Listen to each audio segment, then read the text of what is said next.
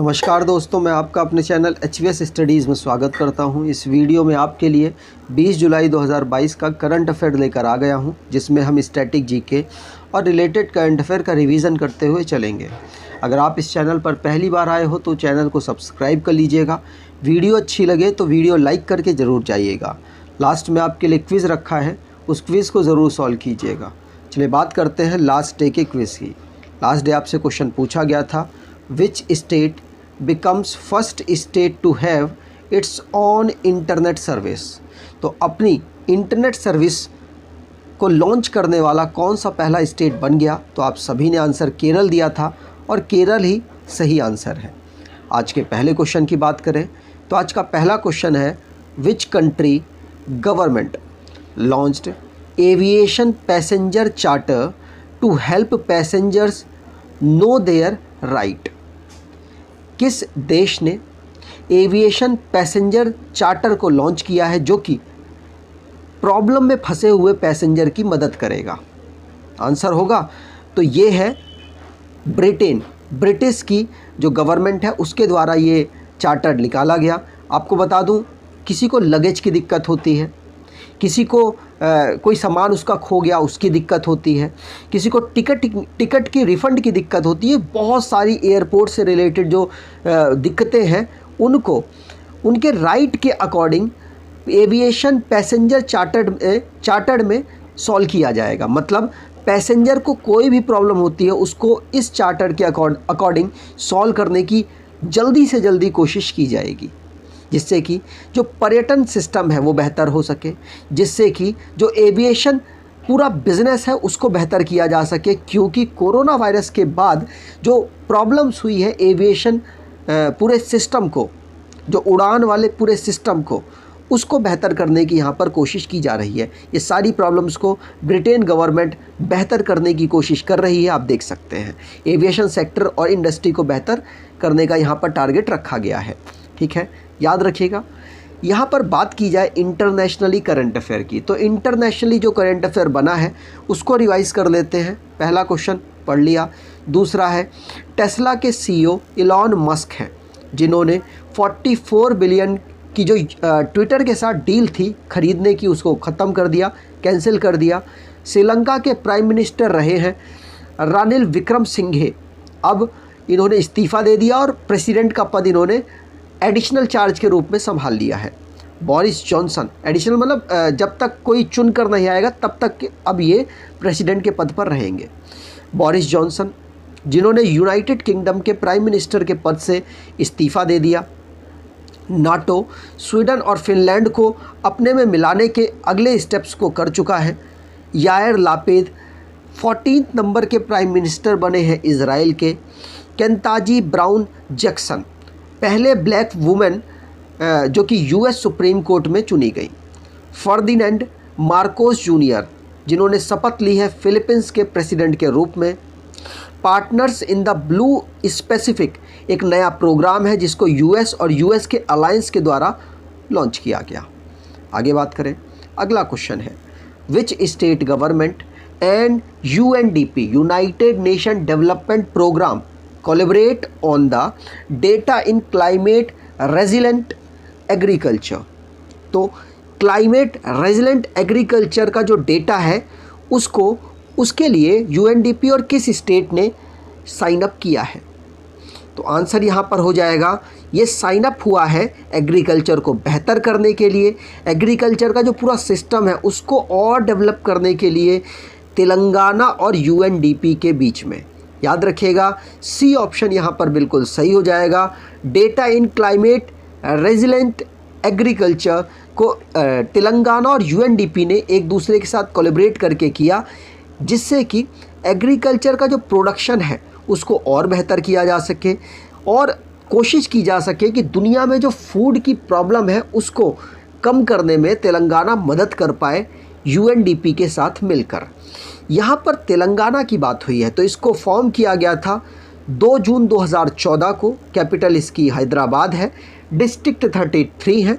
Governor Tamilisai Soundararajan है। Chief minister के चंद्रशेखर राव हैं।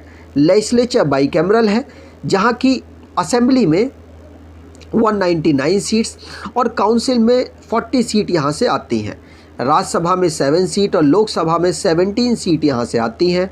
नेशनल पार्क की बात करें तो Kasu Brahmananda Reddy national park, Mahavir Harina Vanasthali national park, Mrugavani national park यहाँ के नेशनल पार्क है। मैप पर देखें तो तेलंगाना लैंड लॉक्ड स्टेट है। यहाँ पर इसकी पड़ोसी राज्यों में आंध्र प्रदेश, कर्नाटका, महाराष्ट्र, छत्तीसगढ़ आते हैं। तेलंगाना बाईकैमरल एक स्टेट है। भारत के टोटल 6 स्टेट्स ऐसे हैं जो कि बाईकैमरल हैं। उत्तर प्रदेश, बिहार, महाराष्ट्र, तेलंगाना, आंध्र प्रदेश और कर्नाटका बाईकैमरल है, जहाँ पर विधानसभा और विधान परिषद है, काउंसिल और असेंबली दोनों है। वेस्ट बंगाल अपने यहाँ पर काउंसिल चाहता है, आंध्र प्रदेश अपने यहाँ से काउंसिल हटाना चाहता है। आगे बात करें, अगर आप स्टैटिक जीके की ई बुक परचेज़ करना चाहते हैं तो आप इस ई बुक को परचेज़ कर सकते हैं। डिस्क्रिप्शन बॉक्स में लिंक है, वहाँ से आपको आसानी से मिल जाएगी और ऑलमोस्ट आपके सभी टॉपिक यहाँ पर कवर किए गए हैं।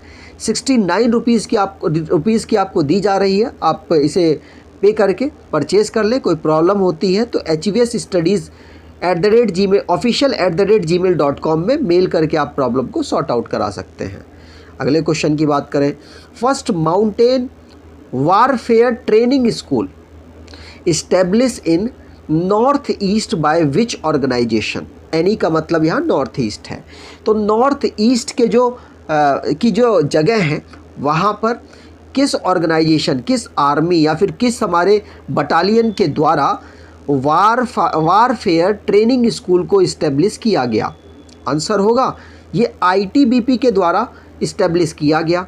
याद रखना है, ITBP Indo Tibetan border police, इसके द्वारा हाई एल्टीट्यूड में वारफेयर ट्रेनिंग फैसिलिटी को स्थापित करने के लिए, जिससे कि चाइना के साथ जो लाइन ऑफ एक्चुअल कंट्रोल है उसमें अच्छी पकड़ की जा सके। नॉर्थ ईस्ट ऑफ इंडिया में, नॉर्थ ईस्ट के स्टेट में इसको डेवलप किया जा रहा है, जिससे कि चाइना से कंट्रोल मतलब थोड़ा सा बेहतर हो सके भारत में। बात की जा रही है ITBP की, तो ITBP जो कि फॉर्म हुआ था 1960, अच्छा आगे मैंने लगा रखा है वैसे, 1962 में। भारत की जो आर्मी है इस समय, आर्मी के चीफ हैं जनरल मनोज पांडे जी। ये 29 नंबर के आर्मी के इस समय पर चीफ हैं। यहाँ पर देखें तो अलग अलग पुलिसेस, अलग अलग जो गार्ड्स हैं उनको यहाँ पर मैंने लगाया हुआ है।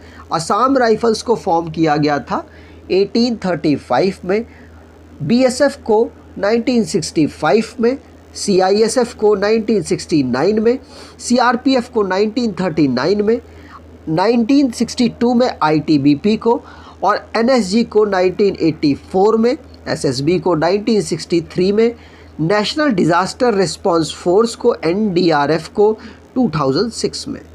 आगे बात करें, अगला क्वेश्चन है, विच इंस्टीट्यूशन ऑर्गेनाइजेज द भारत रंग महोत्सव 2022। कौन सी संस्था ने भारत रंग महोत्सव 2022 को लॉन्च किया है? आंसर हो जाएगा दिल्ली में अवेलेबल है national school of drama. Delhi में जो जहाँ पर बड़े बड़े एक्टर्स निकल कर आए हैं, जिसमें मनोज बाजपेयी जी वो उसमें पढ़ना चाहते थे, वो सिलेक्ट नहीं हुए थे, लेकिन वो भी आए हैं। और भी बहुत सारे एक्टर्स हैं जो वहाँ से निकलकर, वहाँ से लिंक रखते हैं और वहाँ से निकलकर आके बॉलीवुड में बहुत बड़ा नाम अपना उन्होंने किया। तो नेशनल स्कूल ऑफ ड्रामा ने ऑर्गेनाइज कराया है आज़ादी के अमृत महोत्सव में 22 नंबर का भारत रंग महोत्सव। याद रखिएगा, NSD की बात की जाए तो इसको 1959 में फॉर्म किया गया था। दिल्ली इसका हेडक्वार्टर है। आगे बात करें तो बोला दिल्ली में अवेलेबल है। अगले क्वेश्चन की बात करें, which state introduces the first digital लोक अदालत इन इंडिया। तो पहली डिजिटल लोक अदालत भारत में इंट्रोड्यूस हुई, कहाँ पर? आंसर हो जाएगा पहली डिजिटल लोक अदालत राजस्थान में लॉन्च हुई है। बी ऑप्शन यहाँ पर बिल्कुल सही हो जाएगा। यहाँ पर अदालत से रिलेटेड जो लोक अदालत से रिलेटेड काम राजस्थान में हुए हैं। याद रखना है, इसमें डिजिटली काम किया गया है, जिससे कि ज़्यादा से ज़्यादा लोगों को कवर किया जा सके। यहाँ पर chief justice of India 48 number के हमारे NV रमन्ना जी हैं। हमारे union minister law and justice के किरण रिजिजू हैं। नेशनल लीगल सर्विस अथॉरिटी के चेयरमैन उदय उमेश ललित हैं और राजस्थान के चीफ मिनिस्टर अशोक गहलोत हैं। आगे बात करें, इम्पॉर्टेंट पर्सन्स को भी हम पढ़ते जाएं जिससे कि हम पेपर में डायरेक्टली इनका नाम आते ही हमें पता चल पाए कि ये क्या कर रहे हैं भारत के लिए इस समय पर। जो भी स्टेट से रिलेटेड करंट अफेयर बना है उसको रिवाइज कर लेते हैं। पहला क्वेश्चन पढ़ लिया। दूसरा, केरला पहला स्टेट ऐसा बना जिसके पास खुद का इंटरनेट सर्विस हो गया। उत्तराखंड ने NEP न्यू एजुकेशन पॉलिसी को प्री प्राइमरी लेवल पर लॉन्च किया और ये ऐसा पहला स्टेट बना। Tripura earn with learn scheme को लॉन्च कर रहा है। मेघालय ने 300 करोड़ चाइल्डहुड एजुकेशन प्रोग्राम के लिए इन्वेस्ट किए। खारची फेस्टिवल त्रिपुरा में लॉन्च किया गया। वेस्टर्न रेलवे जो कि longest sky walk connecting Mumbai Bandra terminal to Khar station, longest sky walk connection किया है इन्होंने बांद्रा टर्मिनल से खार स्टेशन तक। राजस्थान गवर्नमेंट ने भारत की पहली राइट टू हेल्थ बिल को लॉन्च किया है। हिमाचल प्रदेश नारी को नमन स्कीम को लॉन्च करने वाला स्टेट बना है। आगे बात करें, विच गवर्नमेंट कॉमेमोरेट हैप्पीनेस उत्सव in honour of curricular 4th anniversary. Curricular activities करवाता है कोई स्टेट, कौन सा स्टेट? दिल्ली कराता है। तो दिल्ली तो वैसे आंसर यहाँ पर हो जाएगा। उसके द्वारा अपने स्टूडेंट्स को जो उसके यहाँ के गवर्नमेंट स्कूलों में पढ़ रहे हैं वहाँ पर एक्स्ट्रा एक्टिविटीज़ होती हैं, उसी को लेकर हैप्पीनेस उत्सव वो कराता है। मतलब बच्चों को हंसने, मतलब ध्यान के साथ फिर थोड़ा सा हंसने वाला जो हा हा करते हैं ना, उस टाइप से एक्सरसाइज कराता है और बहुत सारी चीज़ें कोशिश करता है योगा के माध्यम से। ये सारी एक्स्ट्रा करिकुलर एक्टिविटीज़ में आती हैं। तो दिल्ली गवर्नमेंट ने इसको लॉन्च किया और 4th एनिवर्सरी इसकी ये मना रहा है। तो यही क्वेश्चन आपसे पूछा गया, दिल्ली यहाँ पर आंसर हो जाएगा। दिल्ली ने इस उत्सव को मनाया है। भारत के दिल्ली के इस समय पर जो शिक्षा मंत्री हैं वो मनीष सिसोदिया हैं, जिन्होंने हैप्पीनेस उत्सव के 4 साल कंप्लीट होने पर लोगों को बधाइयाँ दी हैं, बच्चों को बधाइयाँ दी हैं। आगे बात करें, रिसेंटली में जो भी नेशन संबंधित करंट अफेयर बने हैं उसको रिवाइज कर लेते हैं। पहला क्वेश्चन पढ़ लिया। भारत में 200 करोड़ वैक्सीनेशन हो चुका है और ये माइलस्टोन प्राप्त करने वाला भारत एक कंट्री बना है।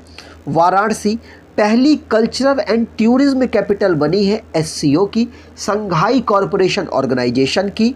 और नरेंद्र तोमर जिन्होंने ई-नेम प्लेटफॉर्म को लॉन्च किया, एग्रीकल्चर ट्रेड को ये एनकरेज करेगा। जूट जो कि भारत में सबसे ज़्यादा होने वालों में से एक है, इसका लोगो लॉन्च किया गया गवर्नमेंट ने। UIDAI जो कि आधार कार्ड वगैरह बनाता है, इसने आधार फेस रीड मोबाइल ऐप को लॉन्च किया जिससे कि आधार फेस ऑथेंटिकेशन किया जा सके। ई-वेस्ट इको पार्क दिल्ली में बनाया गया।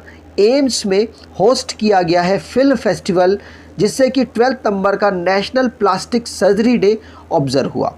याद रखना है, एम्स के द्वारा इसको ऑर्गेनाइज कराया गया। अगले क्वेश्चन की बात करें, who's assumes charge as KVIC new chairman. KVIC के चेयरमैन अभी तक थे विनय कुमार सक्सेना, लेकिन अब इनकी जगह किसने ली है? मनोज कुमार ने। तो बी ऑप्शन यहाँ पर बिल्कुल सही हो जाएगा। याद रखिएगा, विनय कुमार सक्सेना जो कि दिल्ली के लेफ्टिनेंट गवर्नर के पद पर अपॉइंट हो चुके हैं, तो ये जगह खाली थी जिसमें मनोज कुमार जी ने khadi and village industry commission में अपना पदभार संभाला है। चेयरमैन का पदभार है ये। KVIC की बात करें तो इसको फॉर्म किया गया था 1956 में। हेडक्वार्टर इसका मुंबई में है। आगे बात करें, which company releases first annual human right report. तो मेटा के द्वारा अपनी पहली एनुअल ह्यूमन राइट रिपोर्ट को लॉन्च किया गया। तो डी ऑप्शन यहाँ पर बिल्कुल सही हो जाएगा। याद रखिएगा, मेटा ने पहली एनुअल ह्यूमन राइट रिपोर्ट को लॉन्च किया है। इम्पॉर्टेंट है, पूछा जा सकता है। बात करें मेटा की, तो मेटा मतलब फेसबुक को फॉर्म किया गया था 2004 में। मार्क जुकरबर्ग इसके सीईओ हैं। हेडक्वार्टर कैलिफोर्निया यूनाइटेड स्टेट में है। आगे बात करें which country allrounder Ben Stokes, बहुत बेहतरीन प्लेयर, 2019 में जो विश्व कप हुआ था ब्रिटेन के द्वारा उस विश्व कप को जीता गया 50-50 ओवर वाला, उसमें अहम रोल निभाया था इस प्लेयर ने। इनको player of the year award, बहुत सारे अवार्ड्स उसके बाद इनको प्राप्त हुए। बेन स्टोक्स जो कि इंग्लैंड से बिलोंग करते हैं, इन्होंने ओडीआई से रिटायरमेंट की घोषणा कर दी है। याद रखना है इंग्लैंड के बेहतरीन प्लेयर हैं, मैंने आपको बताया 2019 में जो विश्व कप हुआ था अहम रोल इन्होंने निभाया था। आगे बात करें आज के क्विज की, विच डिपार्टमेंट लॉन्चेस जागृति इट्स न्यू मस्कट। जागृति किस डिपार्टमेंट का मस्कट है, नया मस्कट है? आपको कमेंट बॉक्स में डिटेल में आंसर देना है। अगर आपको ये वीडियो अच्छी लगी है तो आपसे अनुरोध है वीडियो को लाइक कर दीजिएगा, चैनल को सब्सक्राइब कर लीजिएगा और एटलीस्ट अपने कुछ दोस्तों तक वीडियो को शेयर ज़रूर कीजिएगा। धन्यवाद।